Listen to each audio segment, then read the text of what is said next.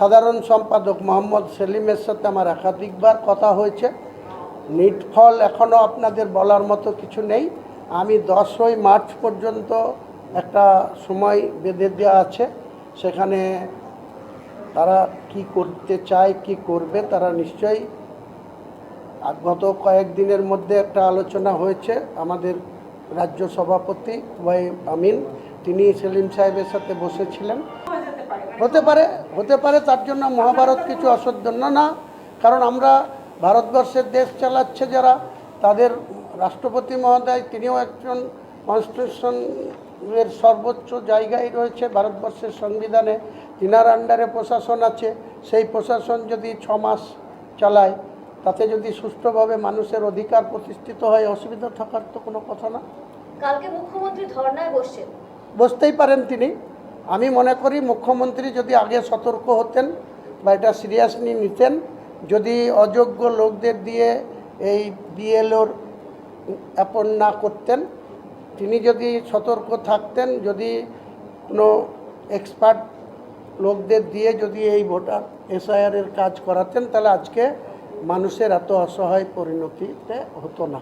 আজকের এই পরিস্থিতির জন্য যদি 3টে অপশন দেওয়া হয়, বিজেপি, নির্বাচন কমিশন এবং টিএমসি, কারা বেশি দায়ী আপনি কি মনে করেন? কমিশন, সেন্ট্রাল কমিশনকে আমি একটাই ক্ষেত্রে দায়ী করব, সেটা হচ্ছে পশ্চিমবাংলার মতো একটা বড় রাজ্য যেখানে 7,66,00,000 ভোটার ছিল, সেখানে মাত্র 4 মাসের সময় দিয়ে এসআইআরের কাজ ঘোষণা করা বা চালু করা, এটার জন্য সেন্ট্রাল ইলেকশন কমিশন দায়ী।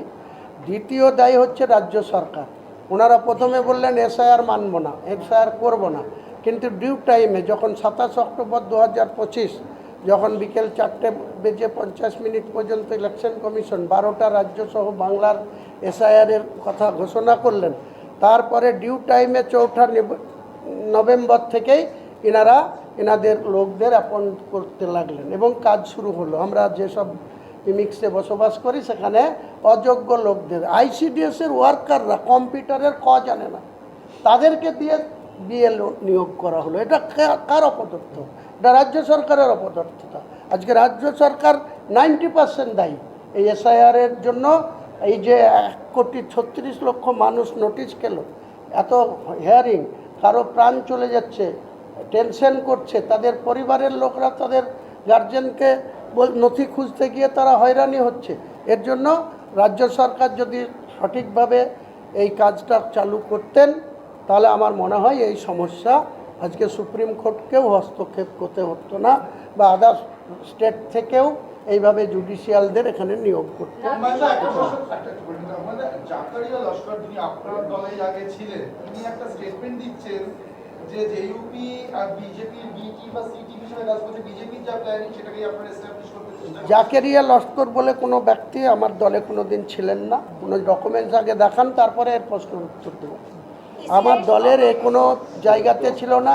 আমার বাবরি মসজিদের ট্রাস্টে অযাচিত ইন্টারফেয়ার করতে গেছিলেন, এবং মুসলমানদের মৌলানা সমাজদের অনেক গোষ্ঠী আছে, কেউ হানাফি আছে, কেউ ফারাজি আছে, কেউ আল হাদিস আছে, কেউ অন্য আছে, সেখানে ঢুকে উনি নিজেদের দ্বন্দ্ব লাগাতে গিয়েছিল, তাই ওনাকে ওখান থেকে ঘাট ধরে বের করে দেওয়া হয়েছে। এটাই হচ্ছে সে আমার এগেনস্টে স্টেটমেন্ট করার মূল ইস্যু। এ ধরনের কোনো লোককে এরা সমাজের, এর আগে দেখবেন ওর কি বেশ ছিল, এত বড় বড় দাড়ি ছিল, মাথায় পাগড়ি পেতে ঘুরে বেড়াতো, মুসলিম সমাজকে অনেক বড় বড় কথা বলতো। আজকে সে দাড়ি রাখেনি, কেটে দিয়েছে, মাথায় পাগড়িও নাই, কোথায় চোর বৃত্তি করে বেড়ায়, তার প্রশ্নের উত্তর দিতে হবে হুমায়ুন কবিরকে। শাসক দলের চোখের মনি হতে চাইছে।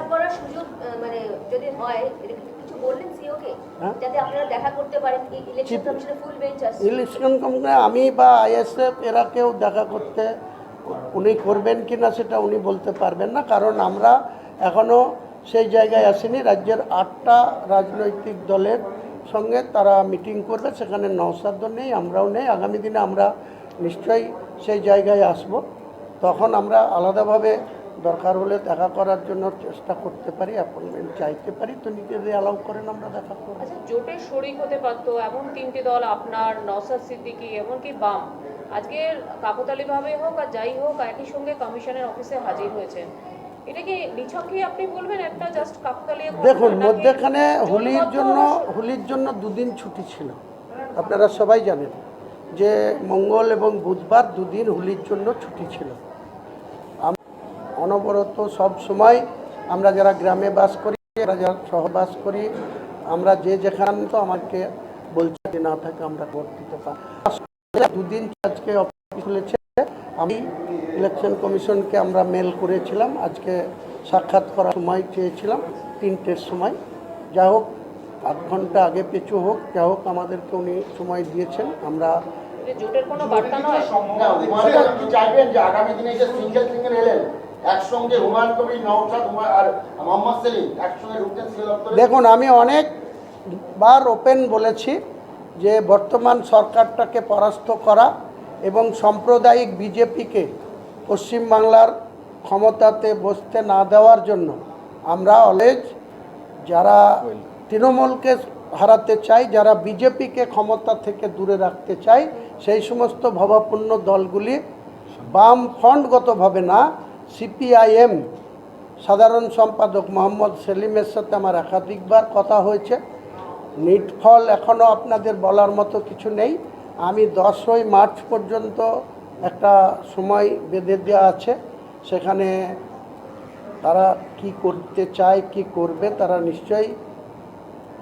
গত কয়েকদিনের মধ্যে একটা আলোচনা হয়েছে, আমাদের রাজ্য সভাপতি আমিন তিনি সেলিম সাহেবের সাথে বসেছিলেন, আবার কালকে সম্ভবত বসার কথা আছে। সেই পর্যায়ে আলোচনা চলছে। শেষমেশ কি হবে সেটা 10 তারিখটা 5 দিন এক্সটেনশন হতে পারে, 15 তারিখ হতে পারে, কিন্তু আমরা লাস্ট 15 তারিখের বাইরে কারোর জন্য অপেক্ষা করব না। আমি যদি জোট হয় সেক্ষেত্রে সেলিম সাহেব বামফ্রন্টগতভাবে না, সিপিআইএম, কারণ বামফ্রন্টের শরিক দলদের কোনো রাজনৈতিক অস্তিত্ব বাংলার কোনো 84,000 বুথের কোনো বুথে নেই। কাজেই সিপিএম যদি আমাদের সঙ্গে জোটে আসে, আমি জনতা উন্নয়ন পার্টির পক্ষ থেকে সিপিএমের সেলিম সাহেবকে জোটের নেতা মানতেও রাজি আছি, কিন্তু নট বামফ্রন্টের কোনো শরিক দলকে সঙ্গে আমি জোট করব না, এটা আমার ক্লিয়ার বার্তা। কাজেই যদি ওনারা না আসেন, সে আইএসএফ হতে পারে, সিপিএম হতে পারে, না আসলেও হুমায়ুন কবির জনতা উন্নয়ন পার্টি হয়ে গেছে। কারণ আপনারা জানেন যে জাতীয় উন্নয়ন পার্টি আর একটা রেজিস্ট্রেশন 2024 সালে নিয়ে রেখেছিল, আমাদের সেটা জানা ছিল না। আমরা যখন এটা ইলেকশন কমিশনের কাছে ডিমান্ড করি, যখন ফাইনালাইজ হওয়ার সময় আমাদেরকে দিল্লি থেকে ইলেকশন কমিশন ডেকে পাঠায়, সেখানে গিয়ে বলেন যে এই হয়ে আছে, আপনারা কি চান। তো সেক্ষেত্রে আমরা ওনাদের উপরে ছেড়ে দিয়েছিলাম। ওনারা আমাদের যে ইউপি আছে তার পাশে জনতা উন্নয়ন পার্টি রেজিস্ট্রেশন হয়েছে। আগামী দিনে লোগোও আমরা পেয়ে যাব, কারণ নওশাদের পার্টিরও এখন পর্যন্ত লোগো পাইনি, আপনারা জানেন। অন্যান্য যেসব পার্টি রেজিস্ট্রেশন আছে তাদেরও সেরকম লোগো নাই। একমাত্র আমার সঙ্গে যারা জোটে আছে মিম, তাদের সাথে আমার ফাইনাল হয়ে আছে, তাদের লোগো আছে পার্মানেন্ট। আসাদুল্লাহ ওয়াইসি, আমি, তারা যে সিট চেয়েছে খুব কম সংখ্যক সিট চেয়েছে, তাদের সাথে অ্যাডজাস্ট আরও ছোট ছোট 4-5টা রাজনৈতিক দলকে সঙ্গে নিয়ে, যদি সিপিএম না আসে, যদি আইএসএফ না আসে, আমি হুমায়ুন কবির আমার নেতৃত্বে 182টা আসনে লড়ব এবং আমি নির্ণায়ক শক্তি হয়ে আগামী দিনে বাংলার রাজনীতিতে বহিঃপ্রকাশ হবে এবং মিরাকেল রেজাল্ট করে আপনাদেরকে কাউন্টিংয়ের দিনে ফেস করব আপনাদের সামনে।